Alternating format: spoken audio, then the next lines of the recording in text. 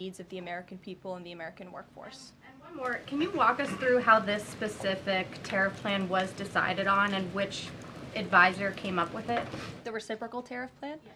It was a plan that was discussed by the president's entire trade team over the course of many, many meetings, and the president ultimately decided on which way to go. A few proposals were given to the president. There was debate and discussion, and the president made his decision, and as you've seen very publicly, the entire trade team is on board with this plan and the negotiations that will ensue because of it. Sure. Caroline, on Iran, given what's going to be happening on Saturday, what exactly is the current administration doing to stop Iran's funding of terrorist aggression worldwide that the previous administration wasn't doing? Well, first of all, when it comes to Saturday, I won't get ahead of the president. He has said there will be direct talks with Iran on Saturday. I won't further any details from this podium for obvious reasons, security reasons. It will, provide an update as we always have. However, when it comes to Iran, the president has reimposed crippling sanctions on the Iranian regime, and he's made it very clear to Iran they have a choice to make. You can strike a deal with the president, you can negotiate, or there will be hell to pay. And as the president said yesterday, if they don't choose to move forward with diplomacy and a deal, which is the direction we do see them headed in, there will be grave consequences to pay. To the back row. Thank you, Caroline. On the president's threat yesterday on social media to increase tariffs against China by an additional 50% in response to their retaliation, has he signed anything in terms of an executive order, any documentation around that? Will that additional 50% go into effect tomorrow? They will be going into effect at 12:01 a.m. tonight, so effectively tomorrow, yes. Work on that today? Of course, as always. To the gentleman in front of you, because that's who I originally called on. Go ahead. Over the weekend, President Trump said that he would be willing to have U.S. citizens deported to El Salvador with the cooperation of President Bukele. How would that work legally, and how many people would potentially be available for that operation? So the president has discussed this idea quite a few times publicly. He's also discussed it privately. You're referring to the president's idea for American citizens to potentially be deported. These would be heinous, violent criminals who have broken our nation's laws repeatedly, and these are violent, repeat offenders in American streets. The president has said, if it's legal, right? If there is a legal pathway to do that, he's not sure. We are not sure if there is. It's an idea that he has simply floated and has discussed very publicly as in the effort of transparency. Reagan. Thank you, Caroline. There's been more reporting coming out now about President Biden's decline while in the White House. Is the White House considering releasing the audio of Biden's interview with Special Counsel Robert Hur to the public, which the former president had previously blocked? I don't have an update on that, but I can certainly check. I think the American people would be quite interested to hear that tape, but I'll double check on the release of it. Thank you. Michael.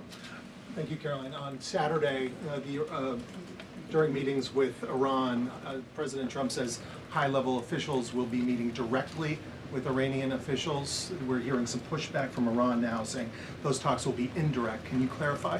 They will be direct talks on Saturday, and I won't get ahead of the president on any further details. Jennifer.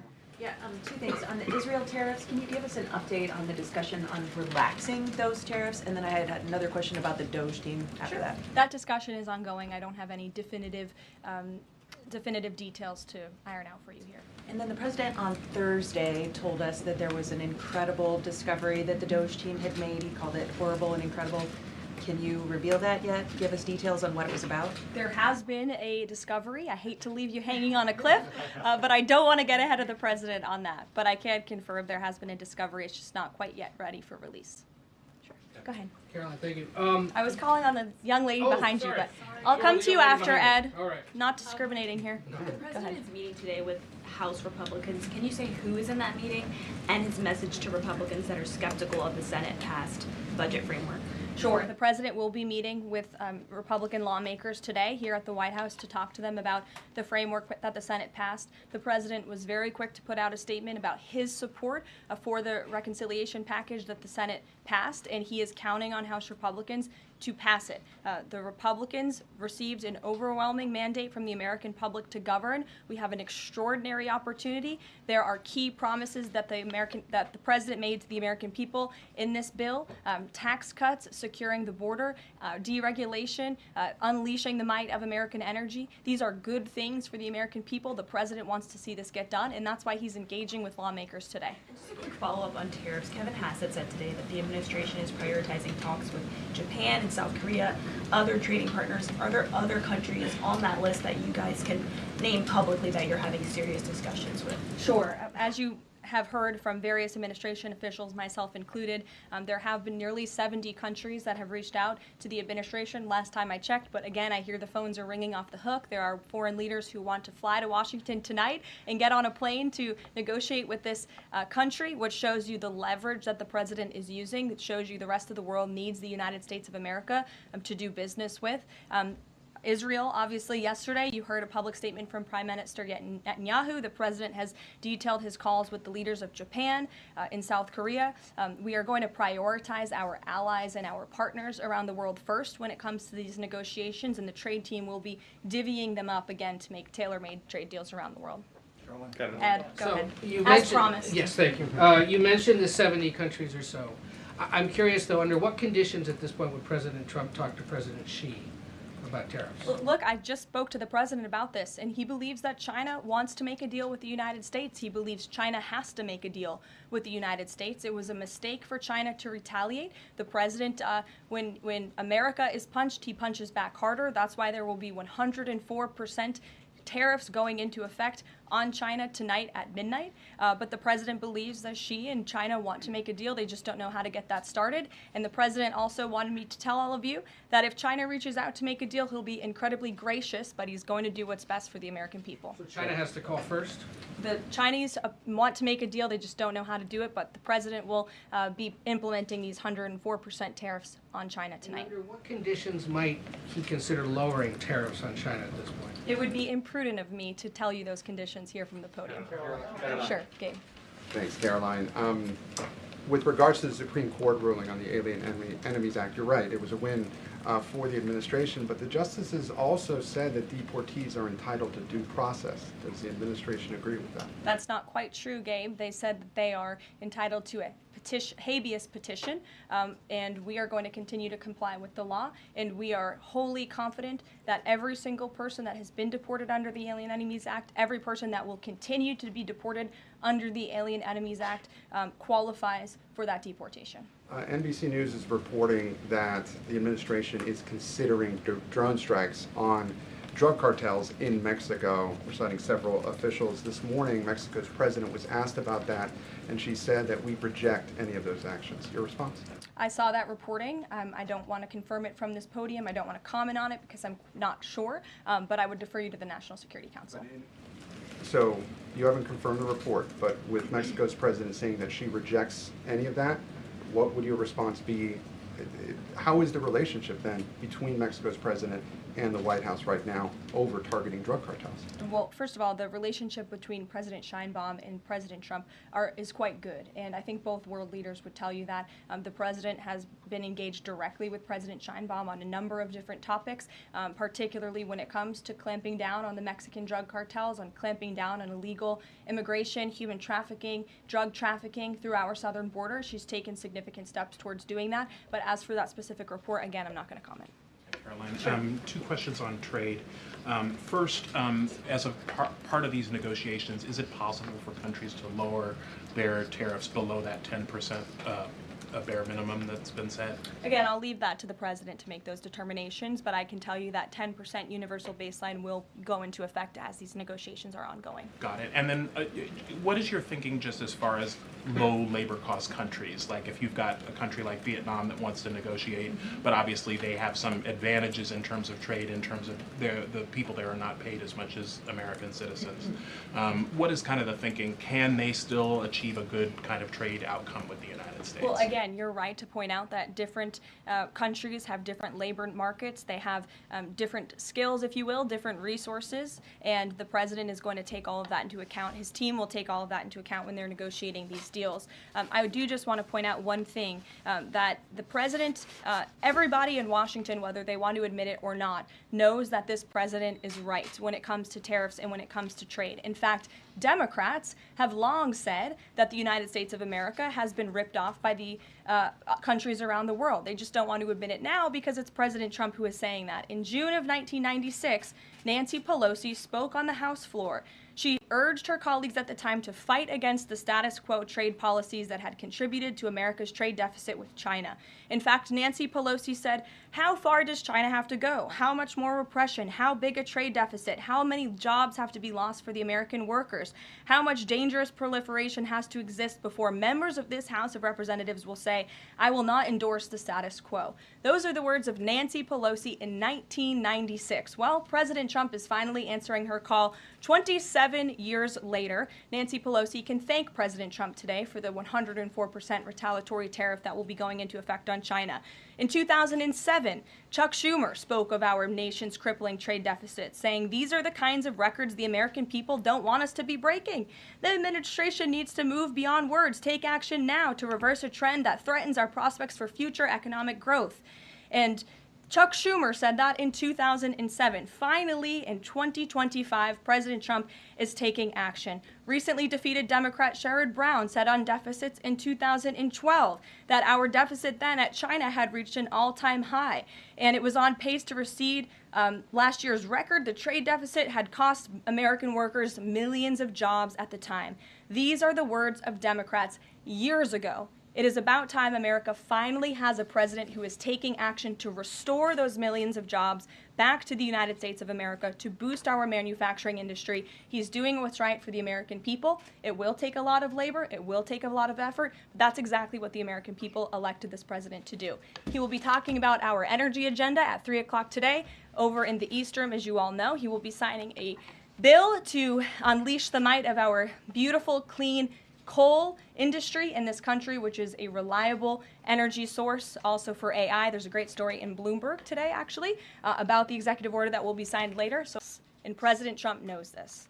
He's going to use the leverage of our markets and our country to the advantage of the people he was sworn in to represent. On the other hand, countries like China, who have chosen to retaliate and try to double down on their mistreatment of American workers, are making a mistake. President Trump has a spine of steel, and he will not break, and America will not break under his leadership.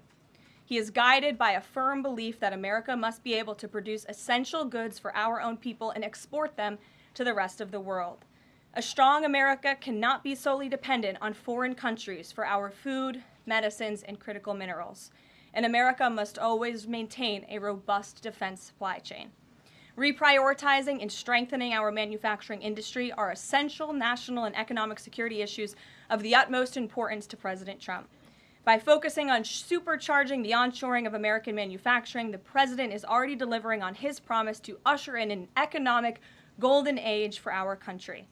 Just look at Friday's jobs report, which smashed expectations for the second straight month.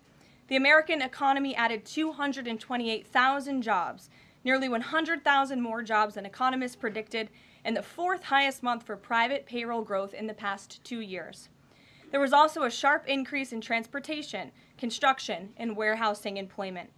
And in just 11 weeks, President Trump has secured more than $1.5 trillion in private sector investment.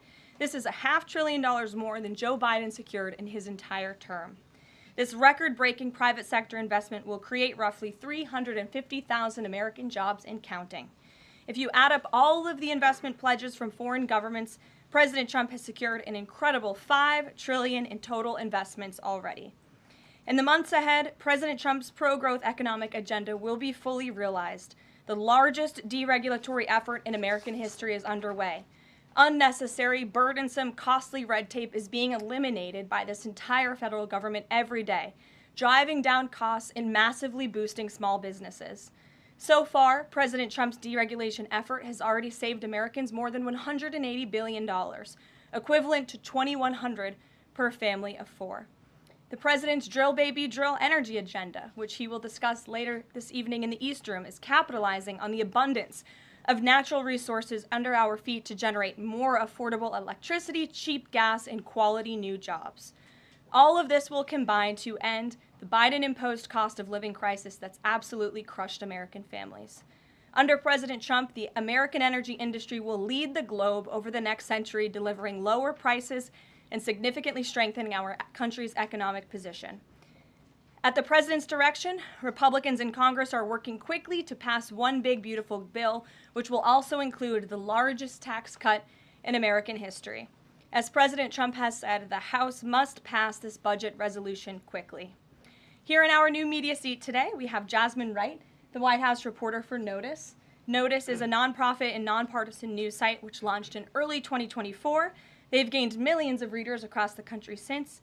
Newsroom's goal is both to inform readers and train the next generation of politics and policy journalists. They also partner with state newsrooms and to give local communities more knowledge of what their representatives are doing in Washington, D.C. With that, please kick us off, Jasmine. Thanks so much, Caroline. A couple questions for you. The first one being, can you explain the White House's evolution from this is not a negotiation on tariffs to countries should pitch us and start negotiations on Sure. tariffs? As the president said yesterday, Jasmine, both things can be true at the same time. And it is a non-negotiable position that the United States has faced a national security and economic crisis because of the unfair trade practices by countries around the world. As for the president, I have maintained this position. The entire administration has always said that President Trump is willing to pick up the phone and talk. And the president met with his trade team this morning, and he directed them to have tailor-made trade deals with each and every country that calls up this administration to strike a deal. And listen, and each and every one of these trade deals should be tailored and unique based on that country's markets, based on that country's exports, the imports here in the United States of America. What makes the most sense for the American worker and for our industry? The president is focused on putting America first. So was the evolution not factored in or determined by kind of the tumult in the stock market? Was that not a part of the consideration to start making these negotiations and deals? Again, I would reject that there was an evolution. On day one, we had said that the president will always pick up the phone for other nations and other companies that call this administration. The president always has a listening ear, and it's a non-negotiable fact that America has faced a national security and economic crisis for many decades, and President Trump is just the first to address this. And then my last question, how will negotiations change how much revenue the White House is planning to make from the tariffs? Well, that has yet to be seen, but as the president said, the reciprocal tariffs, which will continue to go in effect as these deals are negotiated and ongoing, will generate trillions of dollars in revenue to the United States. And this is twofold. The president wants to onshore jobs here to the United States of America. He wants to boost our manufacturing industry. He also wants to tackle these crippling deficits with almost every single country around the world. Jackie. Thanks, Caroline. The Treasury Secretary, Scott Bessent, warned that some of these negotiations might take up to months, that we could be doing this through April, May, and into June. And then you had Kevin Hassett say it's going to take a lot for the president to put his signature on the line because he wants to make sure there's a good deal for America. Is the president operating on any sort of a timeline or deadline where he wants this completed by? Well, we always move at Trump speed here at the White House, which is incredibly fast. I know you all know that from covering this White House day to day. The president likes to get things done, but he's very much focused on ensuring that these deals are good for the American worker, they are good for American manufacturing, and again, that they tackle these crippling deficits with these countries. All options are on the table for each country, but again, these are going to be tailor-made deals. They are not going to be off-the-rack deals, as the president has called it, and he has directed his entire trade team to be part of this effort. So that includes Secretary Bessent and our National Economic Director, Kevin Hassett. It also includes Secretary Lutnick, Peter Navarro, the entire trade team, Jamison Greer, who was on the Hill today. Everybody who was involved in this incredible, fair, reciprocal trade agenda will continue to be involved in negotiating these deals. And then yesterday, Goldman Sachs put out a research note. It put the odds of a recession at 45% within the next 12 months, up from 35%. But Peter Navarro guaranteed last night no recession. Does the president agree with him on that? I know the president in the past has been leery of making definitive statements on that. I can speak for the president, and I can speak for the optimism that he sees in our economy every day. Again, when you talk about the massive deregulatory efforts that are happening across the board, when you talk about how oil prices are down, gas prices are down, egg prices are down, we're cutting costs for the American worker, for the American consumer. We also see trillions of dollars of investments pouring into this country every day, and we're working hard now on the tariff side of the president's economic agenda. But don't forget, the next side of this is tax cuts, and we're counting on Capitol Hill to get those done, the largest tax cuts in history. Does that mean that without those tax cuts coming through, that the likelihood of a recession is Nope, greater? that's not what I said. I'm just saying be mindful of the whole of government economic approach that this administration is taking every day. Sure. Go ahead. Thank you, Caroline. You just said that one of the reasons these tariffs are going into effect is that some countries have been ripping off the United States, but some of the tariffs target countries like Madagascar, Bangladesh, with very high levels of poverty. So can you explain how the president wants to correct the deficit with those countries? Is there a plan, for example, to onshore the textile industry that these countries are known